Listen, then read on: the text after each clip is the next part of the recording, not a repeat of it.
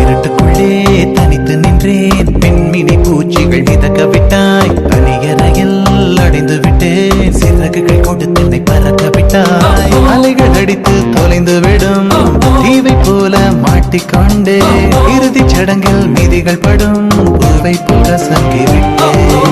தெய்வம் பூமிக்கு வருவதில்லை, தாயை பதிலுக்கு அனுப்பி வைத்தான், தாயும் இங்கு எனக்கு இல்லை, எனக்கு ஒரு தாயை அவன் உருவில் தந்து.